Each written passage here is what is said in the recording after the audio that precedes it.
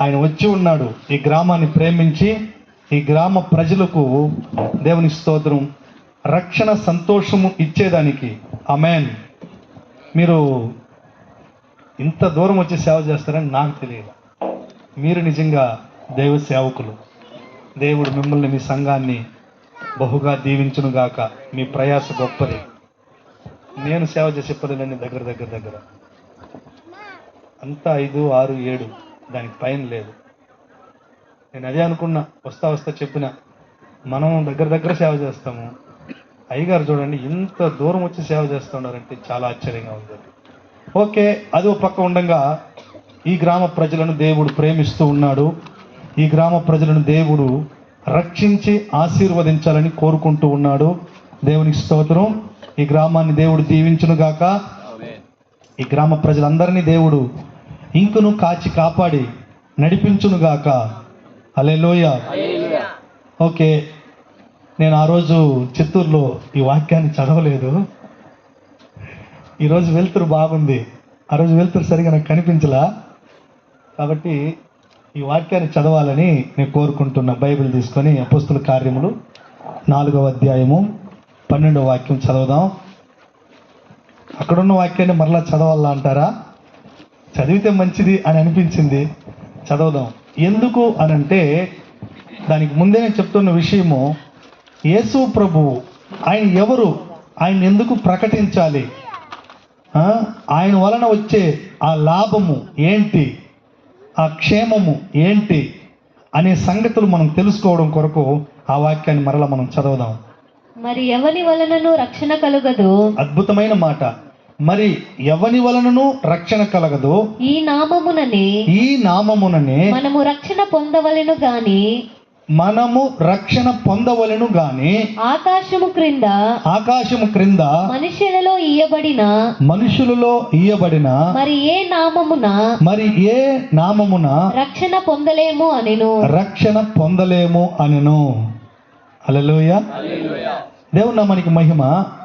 ఈ నామమే ఎందుకు మనలను రక్షించాలి? అసలు రక్షించడానికి ఈయనకు ఉన్న అధికారములు ఏంటి? దేవునికి స్తోత్రం. చాలామంది చాలా రకాల భక్తి కార్యక్రమాలు చేస్తూ ఉండగా ఎక్కడే కానీ దేవునికి స్తోత్రం నేను మిమ్ములను రక్షించువాడును అని చెప్పే నాదుడు ఎక్కడా లేదు. అది ఆయన ఒక్కడే అనగలిగినాడు అని అంటే ఏదో రహస్యం ఉంది, ఏదో మర్మం ఉంది. అదే ఒకప్పుడు చీకట్లో ఉన్న మన మీదకి దేవుని వెలుగు వచ్చి ఆశ్చర్యకరమైన వెలుగు ఆ రహస్యాన్ని ఎరిగింపజేసింది. ఇప్పుడు మీరు ఈ నెలంతా సేవ చేస్తున్నారు. ఆయా గ్రామాలలో వాళ్ళు ఆ గ్రామాలలో ఉన్న ప్రతి వారి మనోనేత్రములను దేవుడు వెలిగించుట కొరకు ఈ సత్య సువార్తను ప్రకటిస్తూ ఉన్నాడు. ఆమేన్. దేవునికి స్తోత్రం. యేసు ప్రభువు ఎవరు అనే మాట చెప్పడానికి నేను చాలా సంతోషిస్తాను. ఎందుకని నొక్కి ఒక్కానిస్తున్నాడు. ఈ నామముననే రక్షణ, వేరే నామముల రక్షణ లేదు. ఇంతకు రక్షణ అంటే ఏంటి? దేవునికి స్తోత్రం. మనకు సాధారణంగా రక్షణ అనే పదం ఎక్కడైనా కనిపిస్తుందా? కనిపించదు. అయితే కొన్ని స్థలాల్లో రక్షక భటులు అని చెప్పి రాసి ఉంటారు. రక్షక భటులు అని రాసి ఉంటారు. దేవుని స్తోత్రం. బైపాస్ రోడ్లలో అక్కడక్కడ ఒక వాహనం ఉంటుంది. దాని మీద ఏం రాసి ఉంటారు?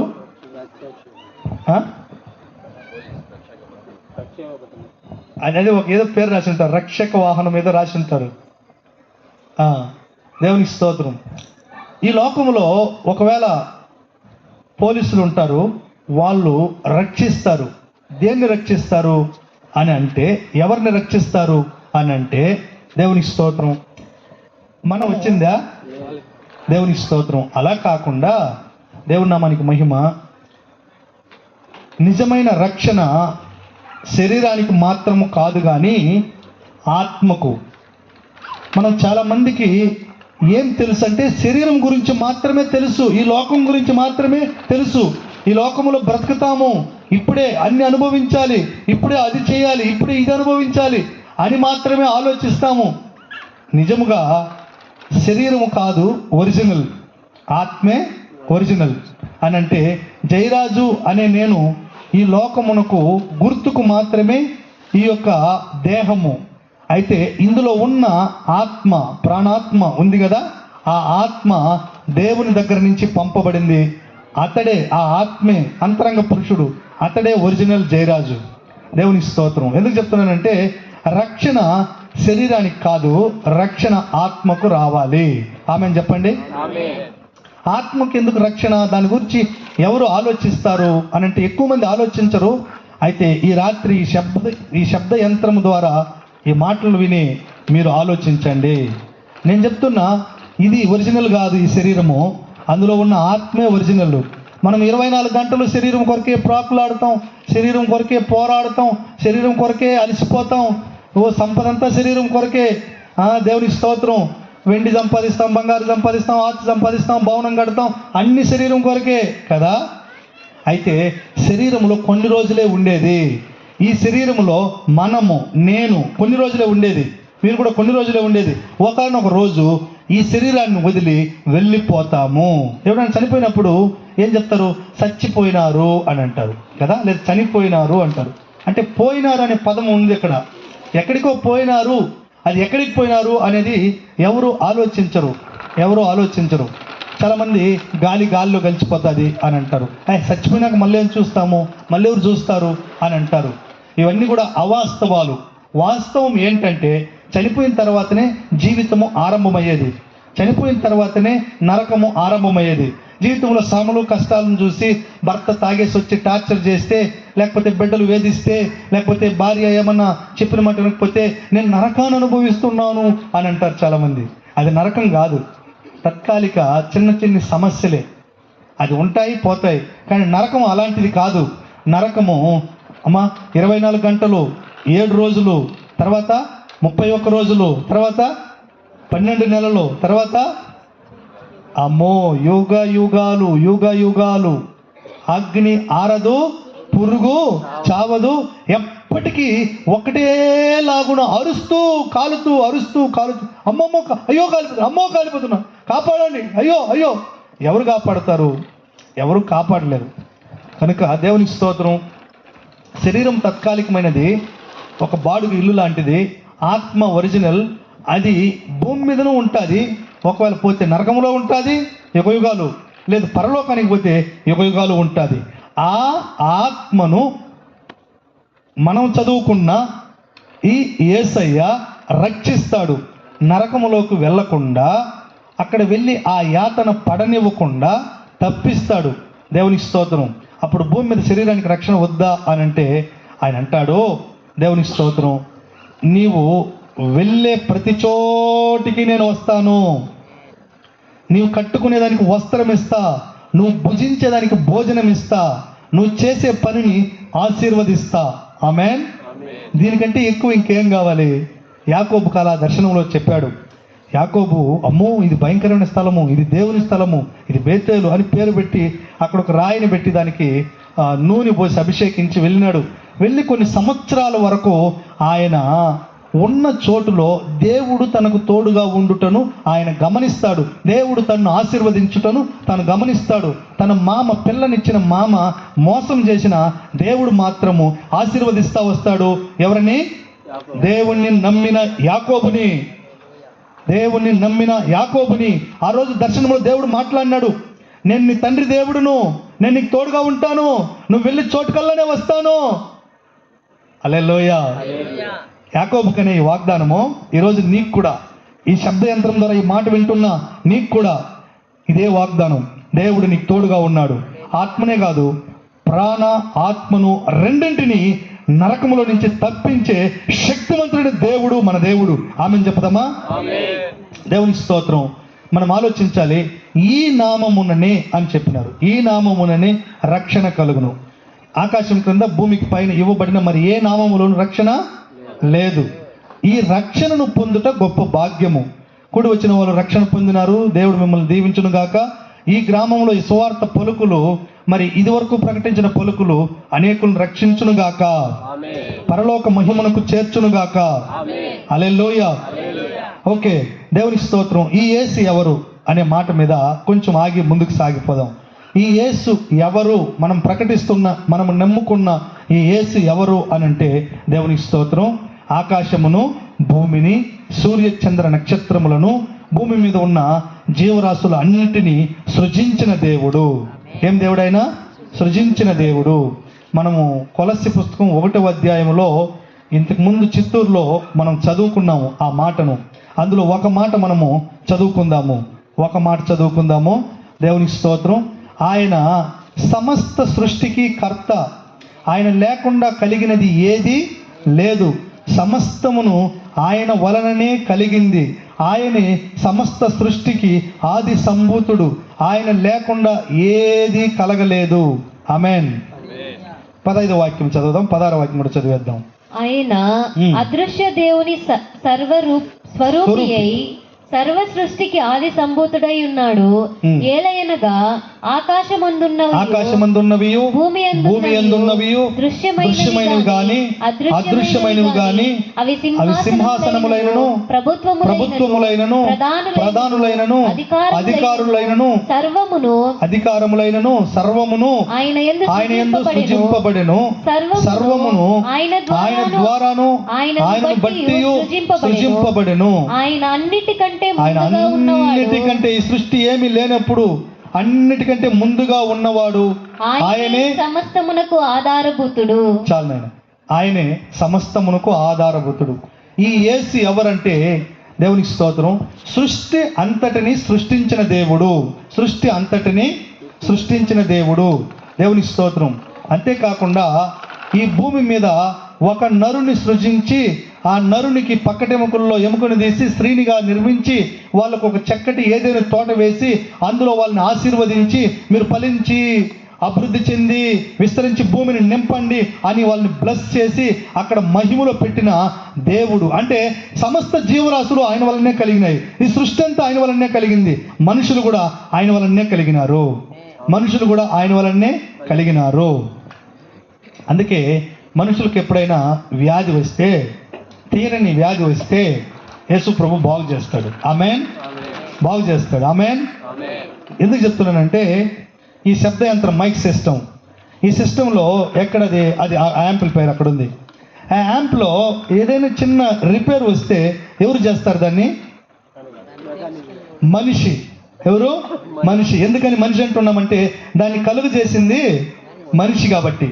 అలాగే ఈ దేహమును అమర్చింది ఎవరు?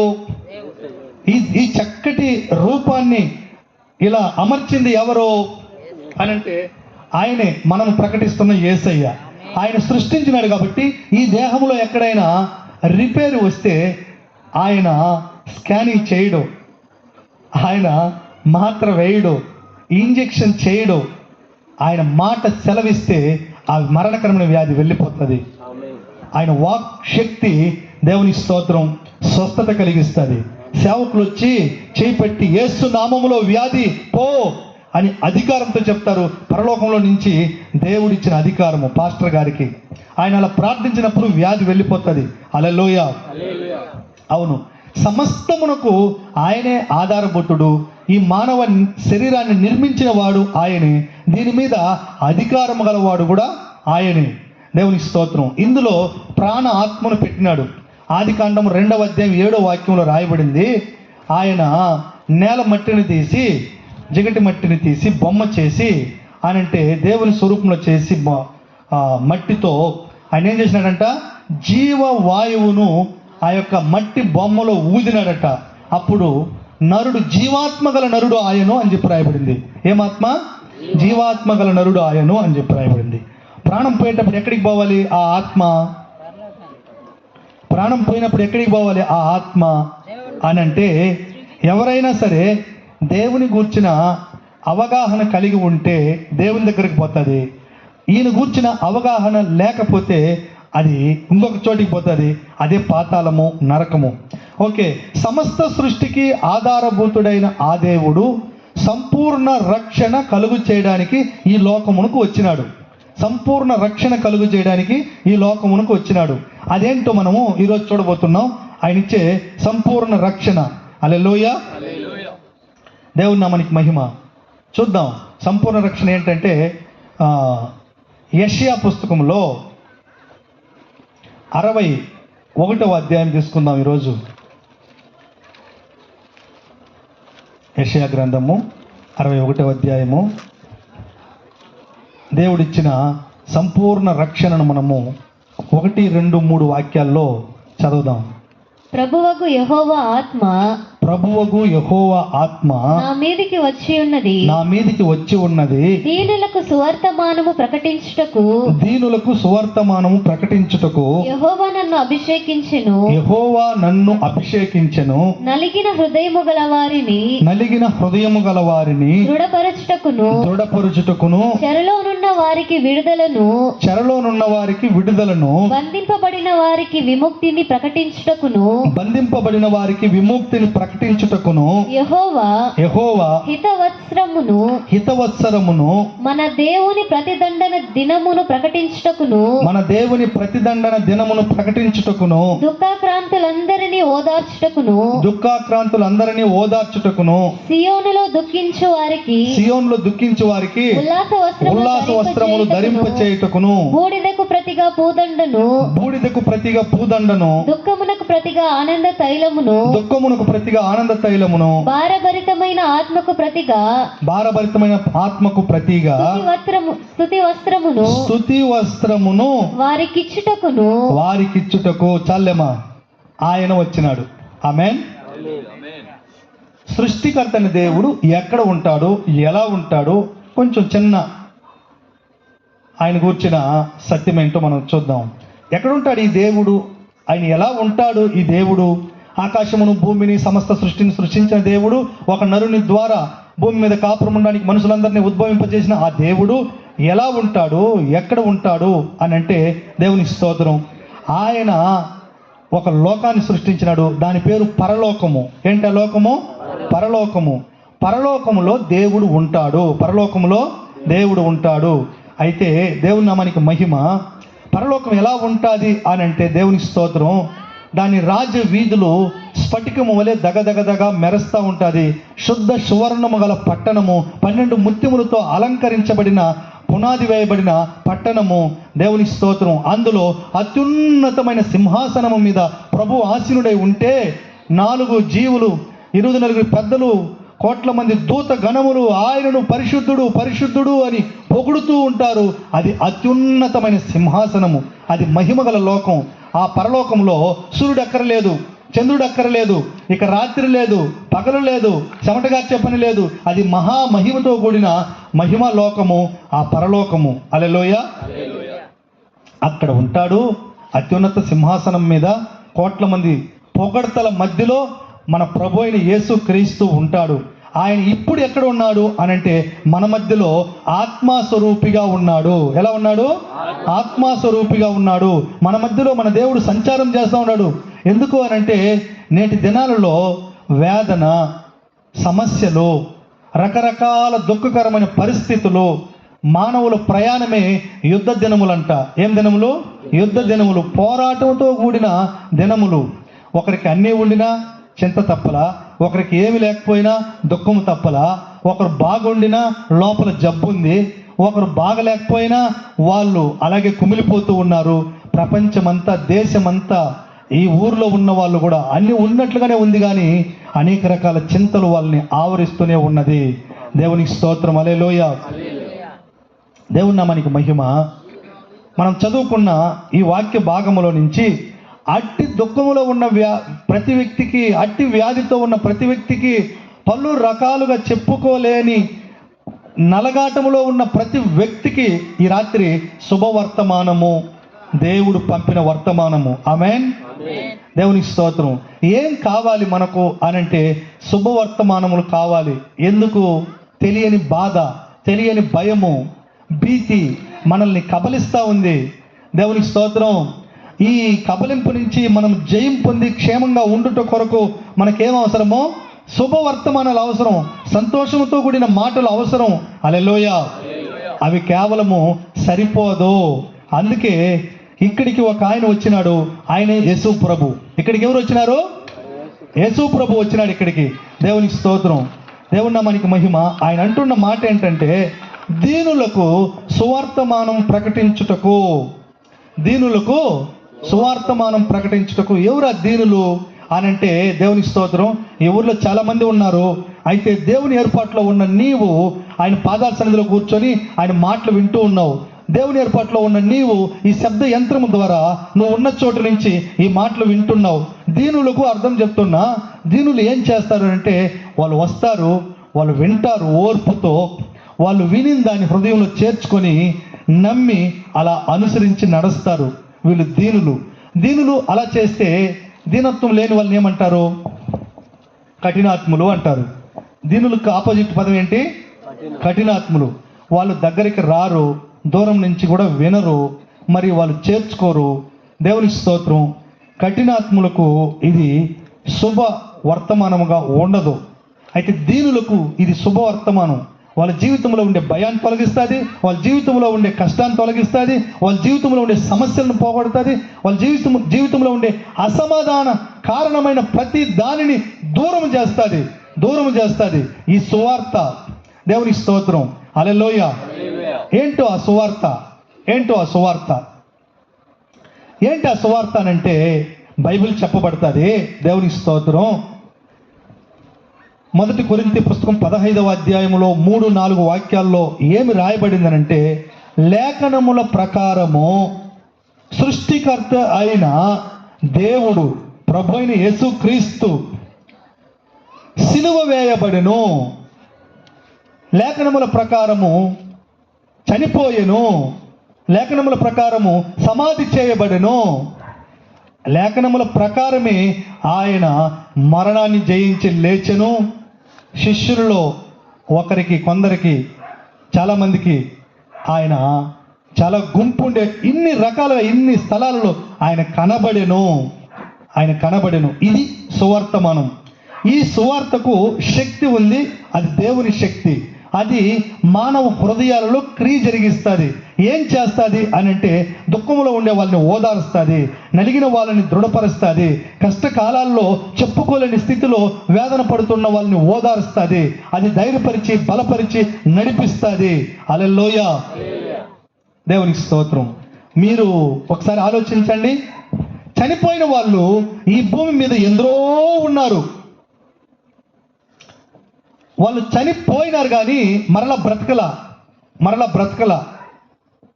చనిపోయిన వాళ్ళందరూ చనిపోయినారు అంతే.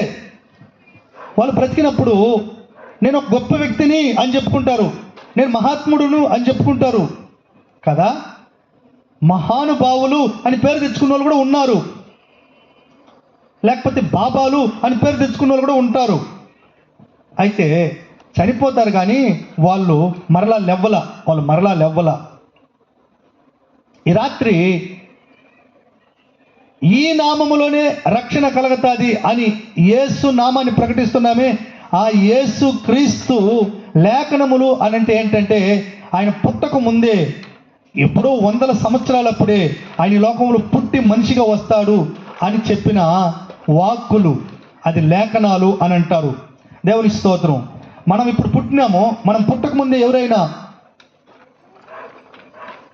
మన అమ్మను చూసి, నీకు ఒక కొడుకు పుట్టబోతాడు, ఆ కొడుకు ఇలాగున ఉండబోతాడు అని ఒక 100 సంవత్సరాలకు ముందే చెప్తారా?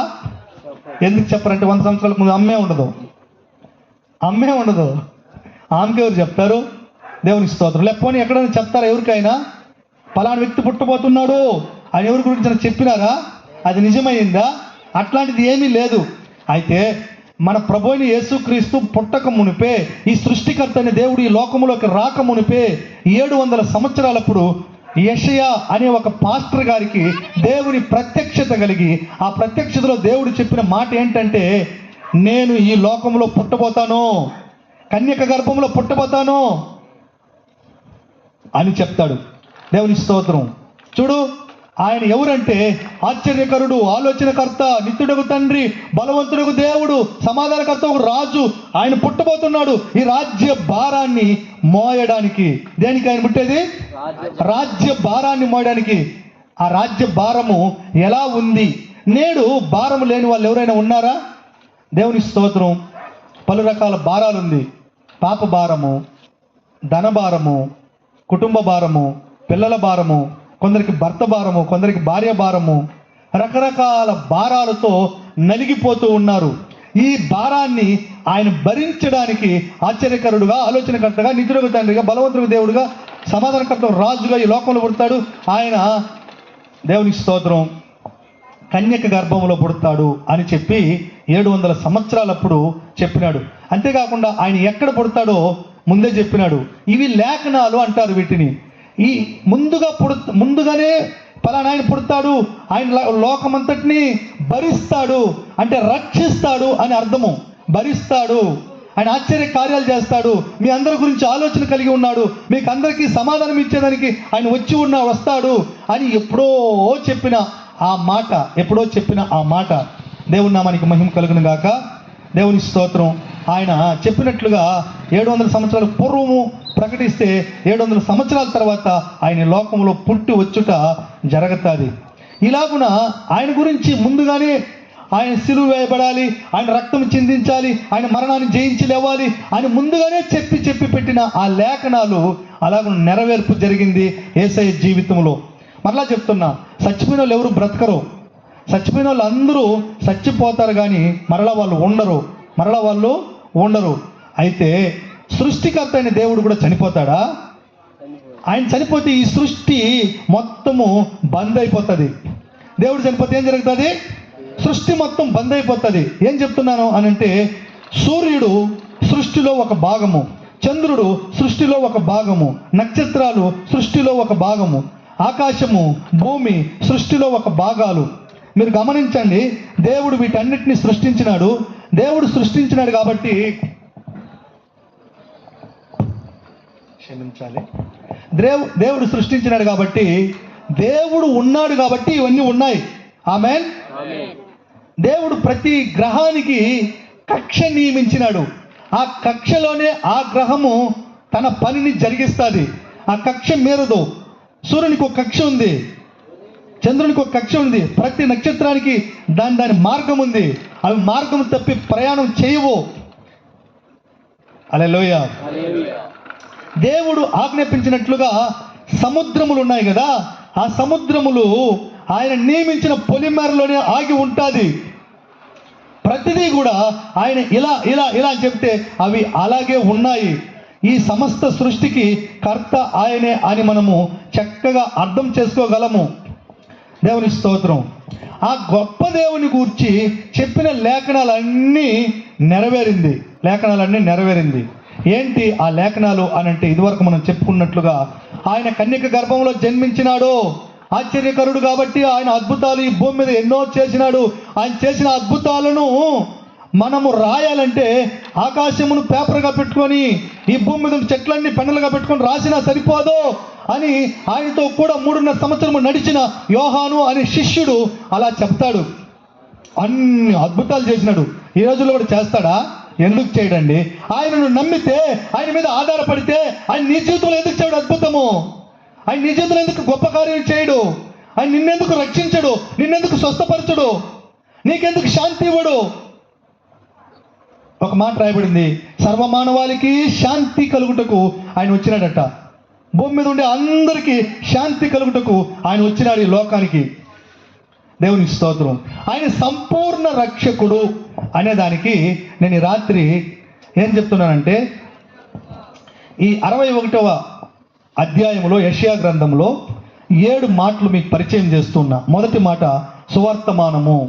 సువార్త అంటే ఏంటో మనం విన్నాం. సువార్తకు శక్తి ఉంది. ఆ సువార్త ఏం చేస్తుందంటే, వద్దు అనుకున్న వ్యక్తిని ఆశీర్వదిస్తుంది. ఆమెను చెప్తారా? ఈ యేసయ్య నాకు వద్దు అనే వ్యక్తిని కాపాడుతుంది. ఈ యేసయ్య నాకు వద్దు అనే వ్యక్తిని స్వస్థపరుస్తాడు. ఆయన నాకు వద్దు ఈ దేవుడు అనే వ్యక్తిని ఆయన రక్షించి నరకం నుంచి తప్పించి పరలోకం తీసుకెళ్తాడు. ఒకప్పుడు నేను యేసయ్య నాకు వద్దు అని చెప్పిన వారిలో ఒకడిని. నాకు వద్దయ్య ఆయన, నాకు వద్దు. ఇదే చిత్తూరు పట్టణంలో నా స్నేహితులు ఉన్నారు, వాళ్ళు క్రైస్తవులు. నేను హైందవ బిడ్డను. కాబట్టి వాళ్ళు నాకు అనేక సార్లు సువార్త చెప్తే, అంటే యేసుప్రభు గురించి చెప్తే సరసర కోపం వచ్చేది. వద్దంటే ఎందుకు చెప్తారు వీళ్ళు అని చెప్పి ఆవేశపడేది.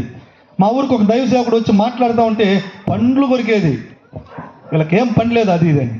అయితే నేను వద్దనుకున్న యేసు నేను చచ్చిపోయేటప్పుడు నా దగ్గరకు వచ్చినాడు. ఆమెన్. నేను డిప్రెషన్లోకి వెళ్ళిపోయినా. నా 19వ సంవత్సరంలో నేను బ్రతకనేకూడదని నిశ్చయించుకున్నా. ఎందుకు అనంటే అనేక కారణాలు ఉన్నాయి. దాంట్లో ఒక పదం చెప్తా, ఫెయిల్యూర్ అని అంట. జీవితమే ఫెయిల్యూర్. ఏమి పని చేయాలన్నా, ముందుకు పోవాలన్నా, ఒక ఇంకేదన్నా చూడాలన్నా అన్ని ఫెయిల్యూర్. ఎందుకు ఫెయిల్యూర్ అయిన జీవితము? ఎందుకు ఫెయిల్యూర్ అయిన ఒక జీవితం నాకు అవసరమా? వద్దు, నేను చచ్చిపోవాలి అని తప్పిస్తూ రాత్రి మగుళ్ళు వేదన పడుతూ, రాత్రి మగుళ్ళు మందు దాగినా మనసు ఆగలేదు, సావు అంటా ఉంది. ఇంకేందైనా అనుభవించినా, ఇంకేందైనా చూసినా మనసు ఆగలా, చావు అంటా ఉంది. అందుకు చచ్చిపోయే మార్గం ఏదని అన్వేషిస్తూ ఉండినప్పుడు ఈ యేసు ప్రభు, నేను వద్దు అనుకున్నానే, ఆ యేసు ప్రభు వెతుక్కొని నా దగ్గరకు వచ్చినాడు. రేపో మాపో ఏదో ఒకటి చేసుకొని చచ్చిపోదాం అనుకుంటూ ఉన్నా. ఆ రోజు నా స్నేహితుడు ఒక ఆయన ఇలాంటి దైవ సేవకుని దగ్గరికి నన్ను తీసుకెళ్ళి, అయ్యా ఇతడేమో ఒకే చావు అంటాడు, చచ్చిపోతానంటాడు, కొంచెం ప్రార్థన చేయండి అని వదిలిపెట్టినాడు. ఆయన నా కొరకు ప్రార్థన చేసినాడు. ఆ సేవకుడు నా కొరకు ప్రార్థన చేస్తూ ఉన్నాడు. నా మనసు మారింది, నా హృదయం మారింది. నేను నిజంగా నా కొరకు చనిపోయిన యేసయ్య కొరకు నేను బ్రతకాలి అని చెప్పి తీర్మానించుకున్నాను. మీ మనసులో మీరు ప్రార్థన చేస్తూ ఉండండి, ప్రభువా కొంచెం వర్షం ఆపునైనా, అనుకున్న సమయం వరకు మీరు నడిపించు ప్రభువా అని చెప్పి. హల్లెలూయా. దేవుని నామానికి మహిమ కలుగును గాక. అలాగున వద్దనుకున్నప్పుడు ఆయన తృణీకరించినప్పుడు నన్ను వెతుక్కొని వచ్చి నన్ను ఈరోజు సమాజంలో గౌరవనీయమైన పాత్రగా పెట్టినాడు. హల్లెలూయా. ఆశీర్వాదకరమైన పాత్రగా పెట్టినాడు. ఆమెన్. దేవుని స్తోత్రం. మొదటిది, సువార్తకు శక్తి ఉంది.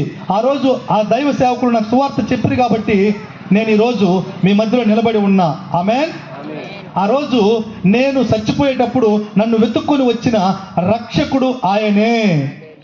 ఆత్మను రక్షించినాడు, శరీరాన్ని కూడా రక్షించినాడు. లేకపోతే నేను ఈరోజు మీ మధ్యలో ఉండేవాడిని కాదు. అనేకులకు ఒక ఆశీర్వాదకరమైన పాత్రగా నేను ఈరోజు మీ మధ్యలో నిలిచి ఉండే వ్యక్తిని కాను. ఆ రోజు నా యేసయ్య అలాగున తన సువార్తను నాకు వినిపింపచేసి నన్ను రక్షించినాడు. అది ఈరోజు నిన్ను రక్షిస్తుంది. నువ్వు ఏ చింతలో, ఏ కలవరంలో, ఏ బాధలో, ఏ సమస్యలో నువ్వు ఉండినా సరే నిన్ను అది రక్షించబోతుంది. నాకు వద్దులే ఈ సువార్త అనుకుంటున్నా సరే నిన్న ఆయన ఒకరోజు వెతుక్కొని వచ్చి రక్షించబోతున్నాడు. ఇది నిజము. రెండవ మాట ఇక్కడ ఏం రాయబడిందంటే, నలిగిన హృదయం గల వారిని దృఢపరచుటకు అని చెప్పి రాయబడింది. యేసయ్య ఎందుకు వచ్చినాడు ఈ లోకానికంటే సువార్తమానం తీసుకొచ్చినాడు. రెండవది నలిగిన హృదయం గల వారిని దృఢపరచడానికి వచ్చినాడు. నలిగిన హృదయము అనంటే ఏంటి, ఎలా ఉంటుంది ఇది అనంటే, చాలా మంది జీవితాల్లో నేడు దేవుని స్తోత్రం, భర్త సరి ఉంటే భార్య సరిలేదని ఏడుస్తూ ఉన్నారు, భార్య సరి ఉంటే భర్త సరిలేదని ఏడుస్తూ ఉన్నారు, భార్యాభర్తలు ఇద్దరూ బాగుంటే పిల్లలు బాగలేదని ఏడుస్తూ ఉన్నారు. ఒకవేళ అంతా బాగుంటే ఆరో లక్షణం బాగలేదు, కడుపు నొప్పి తీరనే లేదు. ఎంత వైద్యానికి పోయినా, ఎన్ని హాస్పిటల్కి తిరిగినా, ఎన్ని కార్పొరేట్ హాస్పిటల్ చూసినా అది బాగానే లేదు. అలాగన తీరని వ్యాధులు. మరోపక్క దేవుని స్తోత్రం, ఇవి కూడా ఒక మాదిరిగా ఉండింది అనుకుందాం. తెలియకుండానే అప్పులు పాలైపోయి ఉంటారు. ఎన్ని లక్షలు అప్పు అంటే 25 లక్షలు, 50 లక్షలు. సామాన్యంగా కూలీ చేసే వాళ్ళు కూడా 10 లక్షలు అప్పు ఉంది అంటారు, 15 లక్షలు అప్పు ఉంది అంటారు. ఇలా అప్పులు చేసేసి తిరిగి దాన్ని కట్టలేకుండా నానా విధాలుగా ఏడుస్తూ ఉన్న వాళ్ళను చూసినాను. ఆమెన్. పలు రకాల చింతలు మనిషిని కబలిస్తూ ఉంది నేటి సమాజంలో. అనేక రకాలుగా నలిగిపోయిన, వేదన పడిన హృదయంతో ఉన్నారు. దేవుని స్తోత్రం. ఎటు చూసినా శ్రమలే, ఎటు చూసినా కష్టాలే, ఎటు చూసినా వేదనలే అని చెప్పుకోలేని స్థితిలో నలిగి అలాగను నలిగిపోయి ఉన్నారు. నలిగిన హృదయాలను దృఢపరచడానికి యేసు వచ్చినాడు. ఈరోజు నువ్వు ఎవరి గురించి నలిగిపోయినావు? నీ కుటుంబంలో సరిలేని వ్యక్తి నీ భర్తేనా, త్రాగుబోతు వ్యక్తా? ఆయన గురించి నలిగిపోయినావా? లేకపోతే నీ పిల్లలు నీ మాట వినలేదని నువ్వు రోధిస్తూ ఉన్నావా? దేవుని స్తోత్రం. అన్నీ బాగానే ఉంది కానీ అప్పుల పాలైపోయినాను, మా బ్రతికేం బాగలేదు అని వేదన పడుతున్నావా? ఒక ఆయన మెసేజ్ చేస్తాడు ఈరోజు నాకు, నిన్నటి దినమున. ఏం మెసేజ్ చేస్తాడంటే, నేను భయంకరంగా సఫర్ అవుతున్నాను, నేను తట్టుకోలేని స్థితిలో ఉన్నాను అని అంటాడు. ఇంకో వ్యక్తి ఫోన్ చేసి అంటా ఉన్నాడు, ఏమంటా ఉన్నాడంటే, నేను బ్రతికేదే వద్దు, చచ్చిపోతే బాగుండు అనుకుంటూ ఉన్నాను అని అంటున్నాడు. ఆ వ్యక్తి ఏంటంటే భార్య సరిలేదు అని, ఒక చిన్న కొడుకు వద్దు, నువ్వు వద్దు, గుడ్ బై, ఈ రోజుతో నీకు ఫుల్ స్టాప్ అంటా ఉందంట. ఏం చేయాలో దిక్కు తోచలేదు. ప్రేమించి పెళ్లి చేసుకున్నాడంట. 8 సంవత్సరాలు పెద్ద వయసు అంట ఆమెకు. ఎన్ని సంవత్సరాలు? 8 సంవత్సరాలు పెద్ద వయసు. అయినా పర్వాలేదని చేసుకున్నాడు. అయితే 7 చెరువులు నీళ్లు దాపిస్తూ ఉంది, అయినా గొంతు ఎండకపోతా ఉంది. దిక్కు తోచలా, సావే శరణం అనుకుంటూ ఉన్నాడు. నేను చెప్పా, లేదు, నిన్ను ప్రేమించిన యేసు ఉన్నాడు, 3 దినాలు ఉపవాసం ఉండి ప్రార్థన చేయి. అరాకొర యేసు ప్రభుని గురించి తెలుసంట, అందుకని చెప్పిన 3 దినాలు ఉపవాసం ఉండి ప్రార్థన చేయి. నేను కూడా ప్రతిరోజు ప్రార్థన చేస్తా అట్లని. దేవుని స్తోత్రం. 3 రోజులు ప్రార్థన చేసిన తర్వాత ఒక మెసేజ్ చెయ్యి, ఆ మెసేజ్ ఇలా ఉండాలి అని చెప్పిన. సరే పాస్టర్ గారు అన్నారు. ఇంకొక వ్యక్తిని గురించి చెప్పినానే, ఆ వ్యక్తి లక్షలుగా మునిగిపోయినాడంట. ఎన్ని లక్షలు? సామాన్యమైన ఒక మనిషి, ఏమి ఆస్తిపాస్తులు లేని ఒక మనిషి, వ్యాపారం లేని మనిషి 40 లక్షలు మునిగిపోయినాడంట. అప్పుల వాళ్ళు కాకులు వలె పొడుస్తూ ఉన్నారు. ఏమి చేయాలి, ఎటు వెళ్ళాలి, ఎవరికి సమాధానం చెప్పాలి, దిక్కు తోచలేదు. కుటుంబంలో అధోగతి. 6 మంది ఉన్నారు కుటుంబంలో, 4 సెల్లులు పనిచేయలేదు. 4 సెల్లులకు రీఛార్జ్ చేసేదానికి డబ్బు లేదు. 1 నెల రోజులుగా అవన్నీ ఆగిపోయినాయి. ఎలా ఉంటుంది పరిస్థితి? ప్రియమైన దేవుని బిడ్డలారా, లేకపోతే ఈ మాటలు వింటున్న ఈ గ్రామ ప్రజలు ఆలోచించండి. నలిగిపోయి ఉన్నారు. వాళ్ళకు అరకొర దేవుని గురించిన జ్ఞానం ఉంది కాబట్టి బ్రతికి ఉన్నారు. లేకపోతే వాళ్ళు ఎప్పుడో ఈ లోకాన్ని వదిలి తనువు చాలించి సచ్చి నరకానికి పోయి ఉండాలి. ప్రియులరా, ఇలాగున నలిగిపోయిన వాళ్ళు ఎందరో ఉన్నారు. ఈ నలిగిన వారిని ఆయన దృఢపరచుటకు అని అన్నాడు. ఏం పరచుటకు? దృఢపరచుటకు అంటే, నేనున్నాను బిడ్డ, నువ్వు భయపడవద్దు, నేనున్నాను బిడ్డ, నేను ఈ శ్రమల నుంచి, ఈ కష్టంలో నుంచి నిన్ను విడిపించి నిన్ను రక్షిస్తాను, నిన్ను కాపాడుతాను, నీకున్న ఈ బాధ అంతా నాకు తెలుసు, నేను నలిగిపోయిన నిన్ను దాని నుంచి విడిపించి నిన్ను సరిగ్గా నువ్వు ముందుండినవే దీవెనకరముగా అలాగ చేస్తాను అని అంటూ ఉన్నాడు ఈ రాత్రి. ఆమేన్. దేవుని స్తోత్రం. ఎవరైనా సరే పలు రకాల చింతలతో, కలవరాలతో నలిగి తిండి సరిగా తినక, నిద్ర సరిగా పోక వేదన పడుతున్నారా? ఈ రాత్రి నా యేసు నిన్ను రక్షించడానికి వచ్చినాడు. రక్షణలో ఒక భాగము, నువ్వు నలిగిపోయినావు, నీకు నెమ్మది, నీకు సమాధానము, నీకు ఓదార్పు నా ప్రభు దగ్గరే ఉంది. నీకు అవసరమైతే వచ్చి సేవకుల దగ్గర ప్రార్థన చేసుకో. ఇక్కడ పాస్టర్ గారు ఉన్నారు, ఆయన దగ్గర ప్రార్థన చేయించుకో. నలిగిన నీ హృదయము ఈ రాత్రి నూతనముగా మార్చబడుతుంది. వేదనతో నిండిపోయిన నీ హృదయము ఆయన నా ప్రభు అయిన యేసుక్రీస్తు శిక్ష పొంది సమాధానం ఇచ్చినాడు. ఆ సమాధానము నీ హృదయం అంతా నిండిపోతుంది. ఆమేన్. ఎందుకు ఇంకా ఆలస్యం చేస్తున్నావు? దూరంగా ఉన్నావు? నా ప్రభు దగ్గరికి రా. నిజమైన సమాధానము ఆయన దగ్గరే ఉంది, దానిని అనుభవించవచ్చి. హల్లెలూయా. 3వ మాటకు వెళ్దాం. దేవునికి స్తోత్రం. బంధింపబడిన వారికి విముక్తిని ప్రకటించుటకు అన్నాడు. బంధింపబడిన వాళ్ళు ఎవరు అని అంటే, దేవుని స్తోత్రం, అపవాది అను ఒక అతను ఉన్నాడు. అతడు చాలా మందిని తనకు బందీలుగా చేసుకున్నాడు. హల్లెలూయా.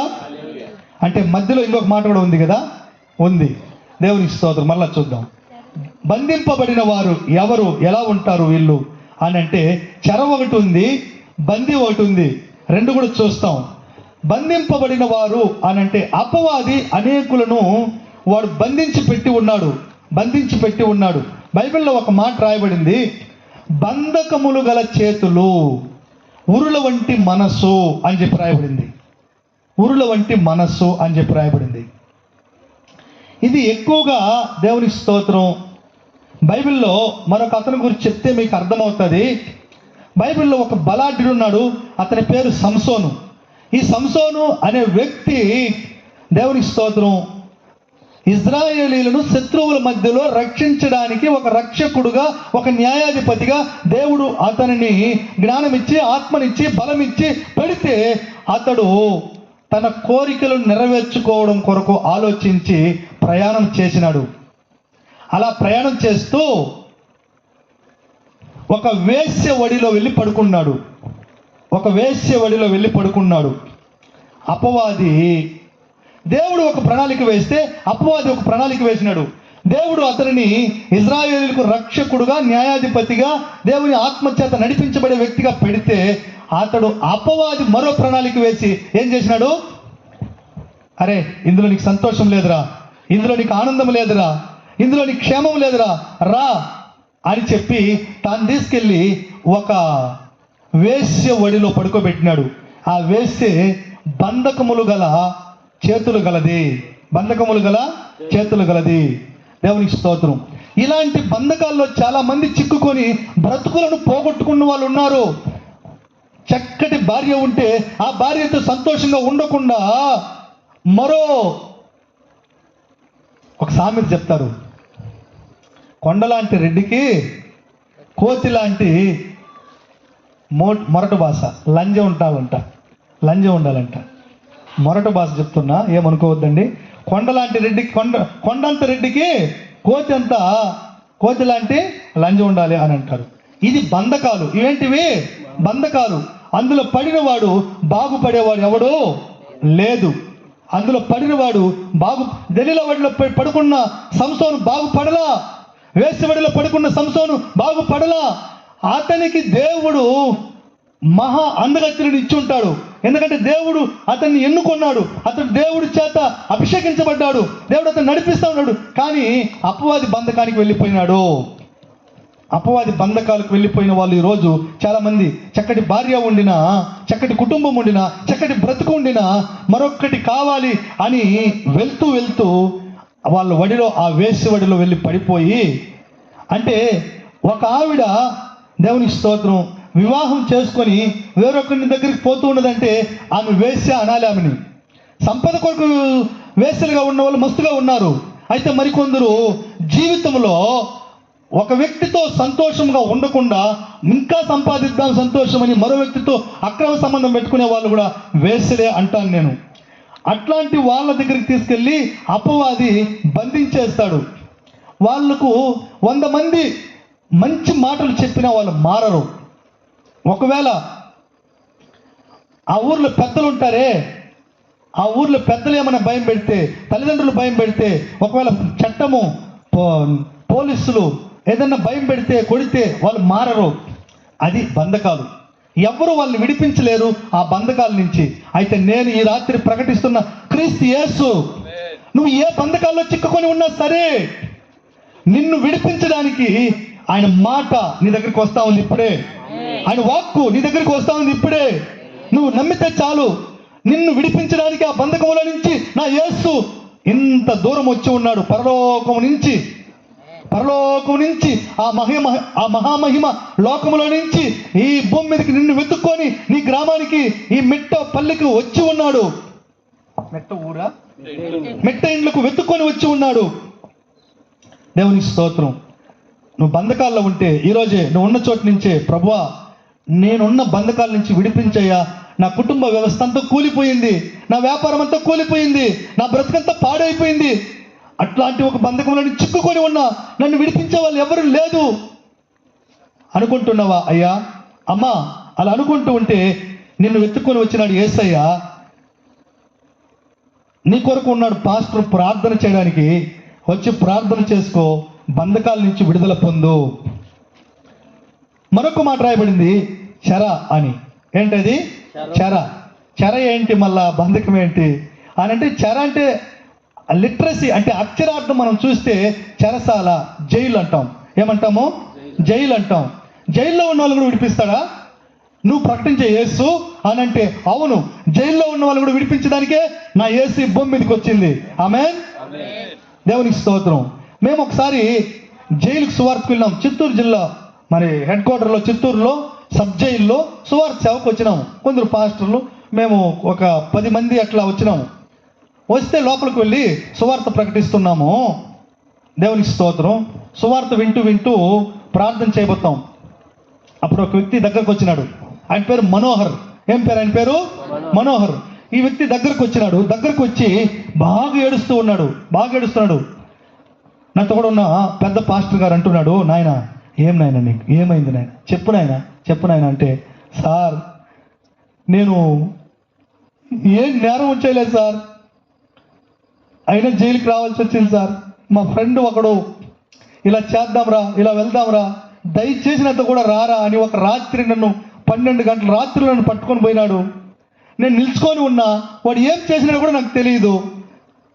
కేసు బుక్ అయింది, దొంగ కేసు. ఆ రోజు దొంగలించేదానికి వాడి ఫ్రెండ్ ఒకడు ఆ మంచి వ్యక్తిని పట్టుకొని వెళ్ళిపోయినాడు. ఎలాగో పట్టుకొని లాక్కొని వెళ్ళిపోయినాడు. వాడు వెళ్ళి దొంగలిస్తా పట్టబడినాడు. కూడా ఎవరున్నారు? మనోహర్ ఉన్నాడు. మనోహర్ కూడా పట్టబడ్డాడు. సబ్ జైల్లో తీసుకొచ్చి పెట్టినారు. దేవునికి స్తోత్రం. ఆ మనిషి ఏడుస్తూ ఆ రాత్రి జరిగిన విషయాలన్నీ చెప్పినాడు. అందుకు నాతో కూడా ఉన్న పాస్టర్ చెప్తా ఉన్నాడు, నేను అప్పటికి సేవకు సమర్పించుకోవాలా, పార్ట్ టైంగా సేవకు వెళ్తా ఉన్నాను. 25 ఏళ్ళప్పుడు జరిగిన విషయం చెప్తా ఉన్నాను. దేవునికి స్తోత్రం. ఏం చెప్తున్నాడంటే, భయపడవద్దు, నేను ప్రకటించే యేసు చెరలో ఉన్న వాళ్ళను విడిపించడానికి వచ్చినాడు అని అంటూ ధైర్యం చెప్పి ప్రార్థన చేసినాడు. సరిగ్గా ప్రార్థన చేసేసి మేము వచ్చిన వారం రోజులకి ఆయనకు బెయిల్ వచ్చేసింది. ఆయనకున్న సంతోషం చూడండి. ఆమె వాళ్ళ అన్నోళ్ళు 3 ఉన్నారు. ఎవరు రాలేదంట ఆ రోజు వరకు. అప్పటికి 3 నెలలు అయిపోయింది. ఎవ్వరూ రాలా. చదువుకున్న వ్యక్తి, వీడికి దొంగతనం అవసరమా, వీడు అట్లా జైల్లో మగ్గి సావని అని వదిలిపెట్టిరి. చూసిరా, కూడబుట్టిన వాళ్ళు, తోబుట్టులు ఇలాంటి వాళ్ళు ఉన్నారు. కన్న తల్లిదండ్రులు వృద్ధులైపోయినారు. వాళ్ళు ఏమీ చేయలేరు. వాళ్ళు ఇక్కడ వెళ్ళి అక్కడ వెళ్ళి వాళ్ళు వీళ్ళని పట్టుకొని ఏడుస్తూ ఉన్నారు, నా కొడుకుని తీసుకురండిరా అని. కానీ వాళ్ళు ఎవరు పట్టించుకోలేదు. అయితే ఎవరు కన్న తల్లిదండ్రులు వాళ్ళ కడుపు కూడా పుట్టిన వాళ్ళు పూనుకోలా. మనోహర్కు తెలియని దేవుడు ఒకడు ఉన్నాడు. మనోహర్ ఎరగని దేవుడు ఒకడు ఉన్నాడు. ఆయనే యేసుక్రీస్తు. ఆమేన్. ఆ యేసుక్రీస్తు జైలుకే దిగి వచ్చినాడు. హల్లెలూయా. మనోహర్, నువ్వు భయపడవద్దు, నువ్వు త్వరగా విడుదల పొంది వచ్చేస్తావు అని ప్రార్థన చేసి సేవకుడు ఆ యేసును పరిచయం చేసి వస్తే, అతడు రోజు మేము చిన్న బైబిల్ తీసుకెళ్లే వాళ్ళం. బైబిల్ పంపిణీ చేసినాం. సరే, దాన్ని పెట్టుకొని ప్రార్థన చేసి చదివి ప్రార్థన చేసి అలా చేస్తూ ఉన్నాడంట. కరెక్ట్గా 7వ రోజు విడుదల పొందినాడు. ఆ వ్యక్తి వాళ్ళ ఊరికి వెళ్ళలా. మా ఊరు అరగొండ కొట్టుకొని వచ్చినాడు. నేరుగా పాస్టర్ దగ్గరికి వచ్చి, మేమందరూ చర్చిలో ఉన్నాము, వచ్చి, సార్ మీరు ప్రార్థన చేసి వచ్చినారే, అట్లే జరిగింది సార్, 7వ రోజే నన్ను దేవుడు విడిపించినాడు సార్, నేను కూడా ఆ దేవుడిని నమ్ముకుంటాను సార్, ఆ దేవుని బిడ్డగా బ్రతుకుతాను సార్ అని చెప్పి అప్పగించుకున్నాడు మనోహర్. ఆ రోజు పాస్టర్ ఆయనకు బాప్తిసం ఇచ్చి జాన్ మనోహర్ అని పేరు పెట్టినాడు. ఇది నా కంటితో చూసిన, నేను నా కూడా ఉండి చూసిన ఒక అనుభవాన్ని నీకు చెప్తూ ఉన్నా. చెరలో ఉన్న వాళ్ళని విడిపిస్తాడు. దేవునికి స్తోత్రం. బైబిల్లో యోసేపు అని ఒకతను చేయని నేరానికి జైలు పాలైనాడు. అయితే జైల్లో దేవుడు తోడుగా ఉండినాడు. ఒకరోజు అతన్ని ఎలా విడిపించి తీసుకొచ్చినాడంటే, దేవునికి స్తోత్రం, ఆ వ్యక్తిని మామూలుగా తీసుకొని రాలా. ఈరోజు మనం చెప్తే ఎట్లా చెప్పాలి దాన్ని అని అంటే, మోలాలు, సన్నాయి మోలాలు, దేవునికి స్తోత్రం, నాట్యం ఆడేవాళ్ళు అలా కూడా దిగి వచ్చి అతనిని తీసుకుని వచ్చినట్లాగూ ఆ యోసేపు బయట వచ్చినాడు. ఎందుకు చెప్తున్నానంటే, అతడు వెళుతున్నది మామూలు ప్లేస్ కాదు. అతడు వెళుతున్నది రాజ అంతఃపురంలో అడుగు పెట్టబోతున్నాడు ఇప్పుడు వెళ్ళి. అందుకని చెప్తూ ఉన్నా, దేవుని స్తోత్రం, జైలు నుంచి వచ్చి అతడు దేవుని స్తోత్రం ఆ దేశమునకు అధిపతి అవుతాడు, ఆ దేశాన్ని ఏలే ఒక అధ్యక్షుడు అవుతాడు. ఆమేన్ చెప్దామా? చెరలో నలిగిపోయిన వాళ్ళను ఆయన ఇలాగును విడిపిస్తాడు. ఈ మధ్యలో నాకు తెలిసిన ఒక కుటుంబంలో ఒక అబ్బాయిని జైల్లో పెట్టినారు. కేసు ఏదైనా ఉండొచ్చు, వాళ్ళకు మగ దిక్కు లేదు, అందరూ ఆడవాళ్ళే, ముగ్గురు ఉన్నారు. ముగ్గురు 3 పక్కల ప్రాకులాడుతూ ఉన్నారు. ఒక్క పైసా డబ్బు లేదు వాళ్ళ దగ్గర. ఎలా వస్తాడు? జైలుకి వెళ్ళినాడు. ఒకే ఒక ఆధారం, ఆయన యేసు. ఆయన యేసు. ఆ యేసు ప్రభు పాదాలను పట్టుకొని ఏడ్చి ఏడ్చి ఏడ్చి ఏడ్చి ప్రార్థన చేసినారు. సంఘము మేము ప్రతిరోజు ప్రార్థన చేసినాం. దేవునికి స్తోత్రం. అతనికి నాన్న ఉన్నాడు. అతడు వెతుక్కొని ఒక్కరోజు కూడా వెళ్ళాలా, లాయర్ దగ్గరికి వెళ్ళాలా, ఎవరితో మాట్లాడాలా, ప్రార్థన చేస్తే దేవుడు ప్రార్థన విని ఒక వ్యక్తితో పరిచయం చేయించినాడు. ఆ వ్యక్తి ఈజీగా ఒకే ఒక 10 రోజుల్లో ఆ అబ్బాయిని తీసుకొని బయట వచ్చేసినాడు. హల్లెలూయా. ఇలాగున ఎన్నో సాక్ష్యాలు మనము పంచుకోవచ్చు. చెరసాల్లో ఉండే వాళ్ళని విడిపించువాడు. ఇలాగే అపవాది చెర ఒకటి ఉంది, అది పాపము. అదేంటది? పాపము. ఆ చెరలో చిక్కుకున్నావా నువ్వు? పాపపు చెరలో చిక్కుకొని ఉన్నావా? ఆ పాపాన్ని వదలలేక ఆ పాపములో నుంచి కొట్టుమిట్టాడుతూ నలిగిపోతూ విసిగి వేసారిపోతూ అలాగను బాగా బతకాలని ఆశ ఉంది, కానీ బతకలేకపోతున్నావా? అయితే ఆ పాపపు చెరలో నుంచి విడిపించడానికి యేసు ఈ రాత్రి నీకోసమే ఇక్కడికి దిగి వచ్చి నీతో మాట్లాడుతూ ఉన్నాడు. నువ్వు నమ్మినట్లయితే పాపపు చెర నుంచి నువ్వు విడుదల పొందుతావు. ఆమేన్. తర్వాత మాటకు మనం వెళ్దాం. దేవుని స్తోత్రం. తర్వాత మాట ఏంటనంటే 2వ వాక్యంలో చివరి మాట, దుఃఖాక్రాంతులందరినీ ఓదార్చుటకు అంటాడు. దాని కింద దుఃఖించు వారికి ఉల్లాస వస్త్రములు ధరింపజేయటకు అంటాడు. దాని కింద 2వ లైన్లో దుఃఖమునకు ప్రతిగా ఆనంద తైలమును ఇచ్చేదానికి అంటాడు. హల్లెలూయా. దేవుని స్తోత్రం. మీరు వింటా ఉంటే ఇది ఎన్నో మాట చెప్పండి. దుఃఖం అనేది ఒక మాట, 3 రకాలుగా రాసినాడు. ఒక మాట అది. దేవుని స్తోత్రం. తర్వాత చూద్దాం. వినేవాళ్లకు వినని, దేవుని నామానికి మహిమ. ఈరోజు నేను ఫస్ట్లోనే చెప్పిన దుఃఖం లేని వాళ్ళు ఎవరైనా ఉన్నారా అనంటే ప్రతి వారికి దుఃఖము తథ్యం. చావు లేని ఇల్లు ఏదైనా ఉందా అనంటే ప్రతి ఇంట్లోనూ సమయం వచ్చినప్పుడు ఎవరో ఒకరు పోతా ఉంటారు, ఏడవలసి వస్తుంది. అది ఒకే కారణమా ఏడవడానికి? ప్రతిరోజు ఏడ్చే వాళ్ళు లేరా? నేను మొదటి నుంచి చెప్తూ వస్తున్నా. దేవుని స్తోత్రం. భార్య బాధితులు ఏడవకుండా ఉంటారా? దేవుని స్తోత్రం. భార్య వదిలి వెళ్ళిపోతే ఆ భర్త ఒంటరి వాడై ఏడ్చి ఏడ్చి ఏడ్చి కుమిలిపోతూ ఉన్నాడని ఒక అబ్బాయిని గురించి సాక్ష్యం చెప్పిన. అతి చిన్న వయసు, 8 సంవత్సరాల పెద్ద ఆవిడను పెళ్లి చేసుకున్నాడు ప్రేమించి. మరి భార్య వదిలి వెళ్ళిపోయింది. అతడు ఏం చేస్తున్నాడు ఇప్పుడంటే ఎప్పుడు జ్ఞాపకం చేసుకుంటే అప్పుడు ఏడుస్తూ ఉన్నాడు. ఏడుస్తూ ఉన్నాడు. ఒక చిన్న కొడుకు ఉన్నాడు, వాళ్ళ అమ్మ దగ్గర వదిలిపెట్టి ఉన్నాడు. కొడుకుకి అమ్మ లేదు, తనకు భార్య లేదు. దేవుని స్తోత్రం. భార్యతో సంసారం చేసి సుఖముగా బ్రతికిపోయి అటు తర్వాత ఒంటరిగా ఉండాలంటే ఆయన వల్ల అవుతాదా? చాలా కష్టపడవలసి వస్తుంది, చాలా ఇబ్బంది పడవలసి వస్తుంది. అందులో ప్రేమించినాడే, ఇష్టపడ్డాడే. వాళ్ళు వీళ్ళు చెప్పినారు, రే వయసులో నీకంటే పెద్దదిరా, వద్దురా అన్నారు. విన్నాడా? వినలా. ఇప్పుడు రోజు ఏడుస్తూ ఉన్నాడు, భయంకరంగా దుఃఖపడుతూ ఉన్నాడు. దేవుని స్తోత్రం.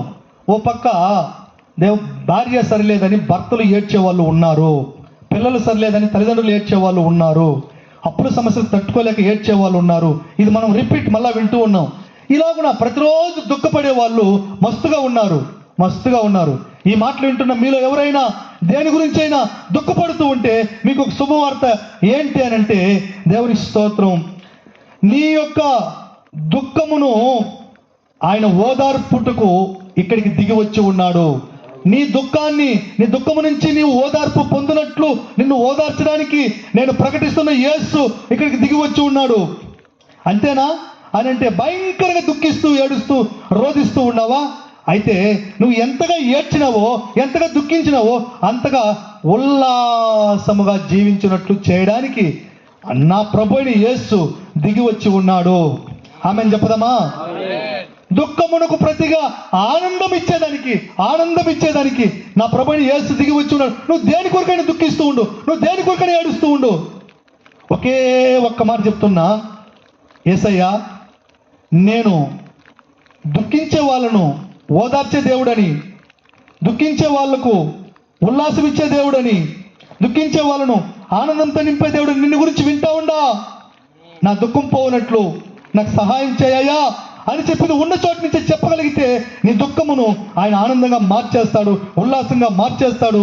నిన్ను ఆయన ఓదారిస్తే ఇంకెవ్వరు ఓదార్చే కంటే ఎక్కువగా నువ్వు ఓదార్పునంది సంతోషంగా బ్రతుకుతావు. ఆమేన్. దేవునికి స్తోత్రం. నేను ఇంకొక మాట చెప్పి ముగించేస్తాను. అదే చివరి మాట.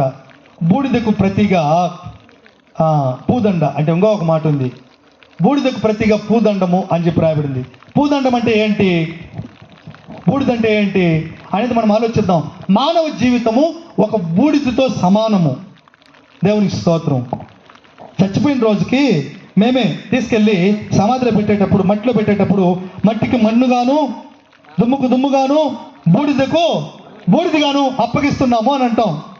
ఒకరోజు బూడిద పాలైపోయి, మన్ను పాలైపోయి దేహంలో నివాసం చేస్తున్న నీకు కూడా ఒక నిరీక్షణ కలుగునట్లు ఈ రాత్రి దేవుడు నీతో మాట్లాడుతున్న మాట ఏంటంటే, పూదండ అంటే పూలమాల. పూలమాల దేనికి వాడతామో అని అంటే దేవుని స్తోత్రం. ఎప్పుడు సన్మానం చేసినా, ఎవరికి సన్మానం చేసినా పూలమాల లేకపోతే అక్కడ సన్మానానికి సంతోషం ఉండదు.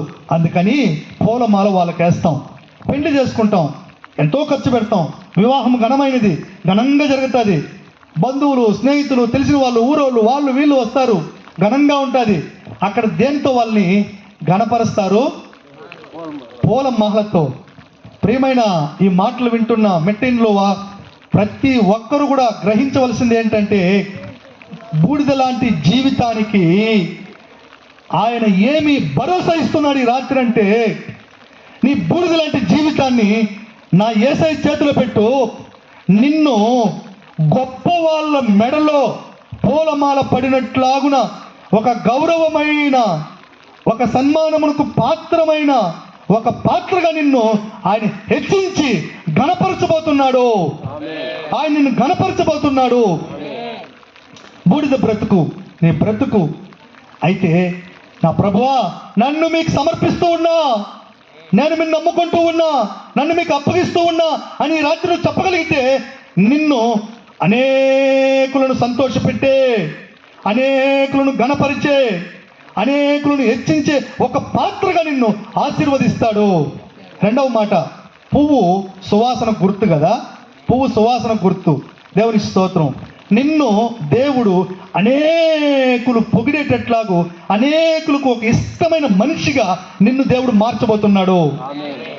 పువ్వు సువాసన ఇస్తుంది. నీవు మంచివాడుగా, మంచిదానిగా మారి సత్క్రియలు చేసి మంచి పేరు సంపాదించుకోబోతున్నావు.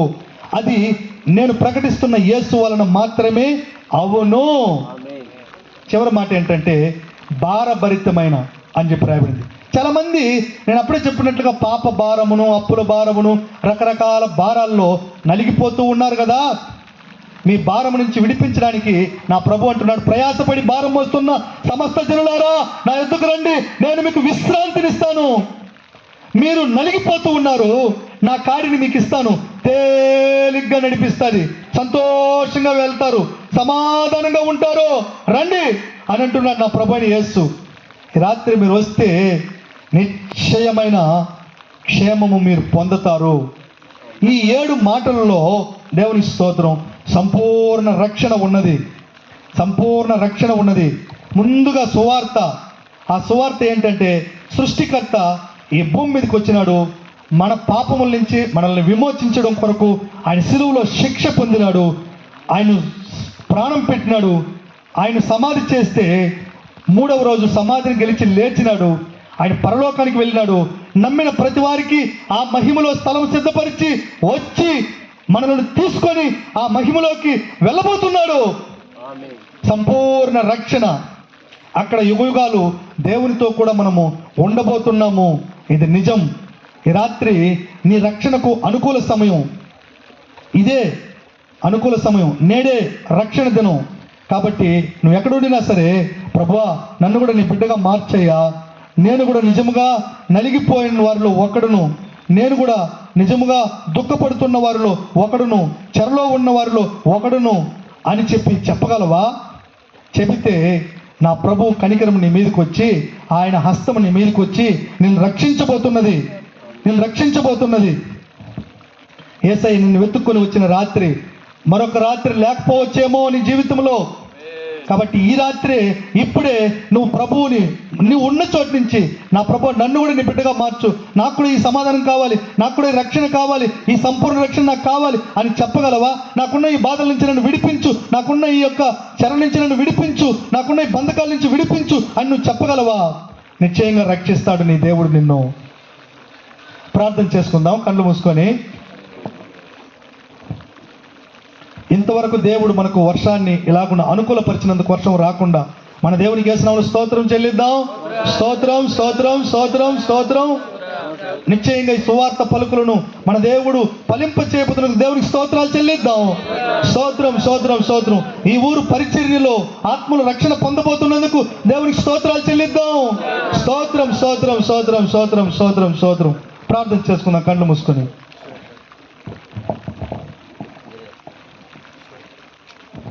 థ్యాంక్ యూ అయ్య గారు.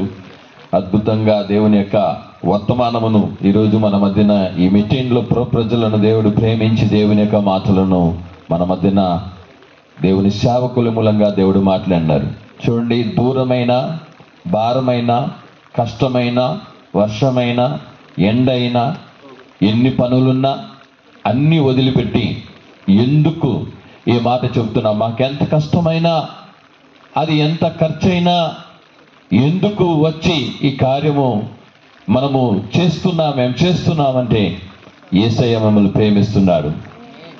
భయంకరమైన నరకానికి మీరు వెళ్లకుండా ఎలాగైనా తప్పించబడాలని మేము ఇంత ప్రయాసపడుతున్నాం. కాబట్టి ఈ మాటలు వింటున్న దేవుని యొక్క ఈ మిత్రులు పుర ప్రజలారా, ఎందుకు ఈ రాత్రి యేసయ్య నీతో కూడా ఈ మాటలు పంచుకున్నాడో నువ్వు గ్రహించాలా.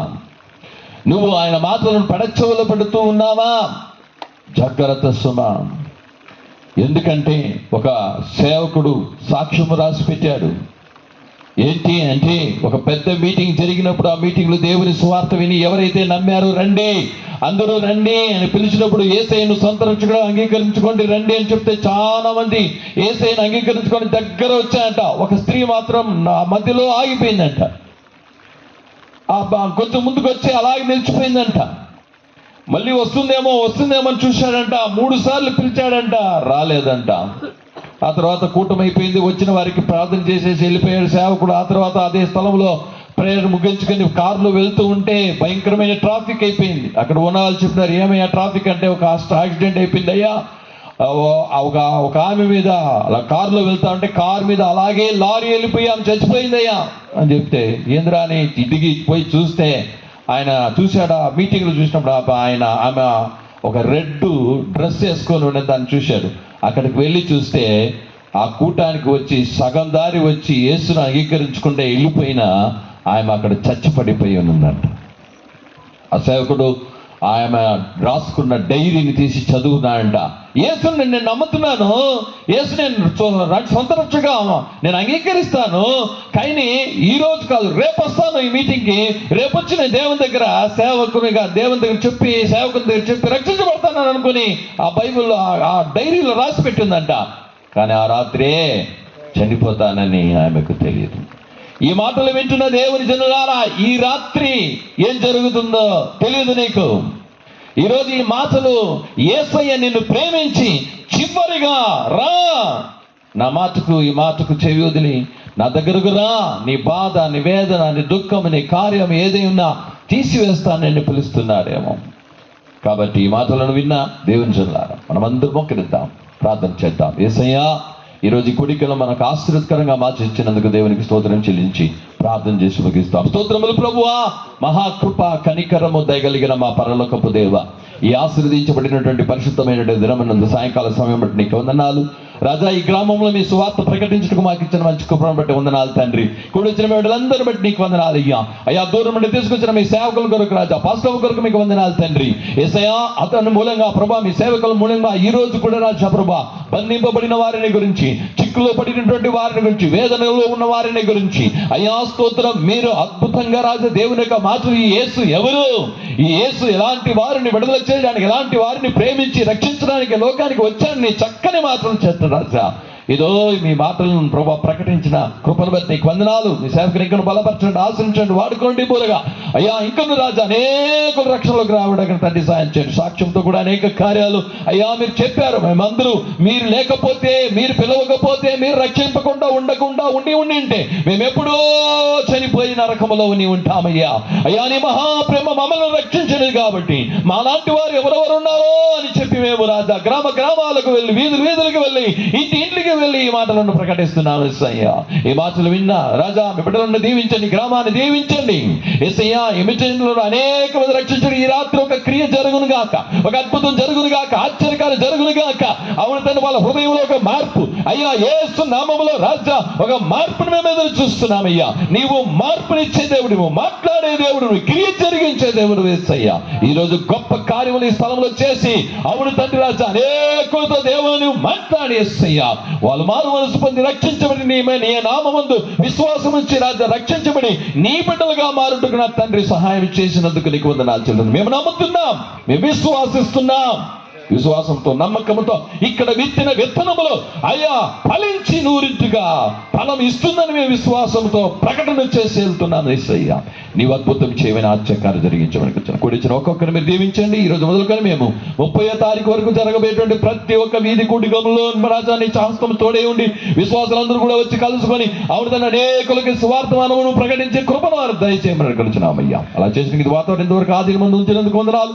తిరిగి వెళ్తున్న మీ పిల్లలు రాజా ప్రయాణంలో కూడా మీరు తోడే ఉండండి, మీ సేవకునికి కూడా తోడే ఉండండి రాజా. స్తోత్రం చెల్లిస్తున్నా, సమస్తం మీ చేతికి అప్పగిస్తున్నా. ఈ కొడుకును జరగడానికి ప్రార్థన చేసిన, సహాయం చేసిన అయ్యా ప్రభు ప్రతి ఒక్కరిని ప్రభు మీరు దీవించమని కూర్చున్నాం. సమస్తం మీ చేతికి అప్పగిస్తున్నా. మీరు ఆశించి దీవించి నడిపించి పెద్ద గొప్ప కార్యములు చేయమని మన ప్రభువును రక్షకుడైన యేసుక్రీస్తు నామం చేత అడిగి వేడుకొనుచున్నాము తండ్రి. ఆమేన్, ఆమేన్, ఆమేన్. నా ప్రాణమా యెహోవాను సన్నతించుము, నా అంతరంగున్న సమస్తమా ఆయన పరిశుద్ధ నామాన్ని సన్నతించుము. నా ప్రాణమా యెహోవాను సన్నతించుము, ఆయన చేసిన ఉపకారములలో దేనిని మరువకము. ఆమేన్, ఆమేన్, ఆమేన్. మన మధ్య నుండి సేవకులు దేవుడు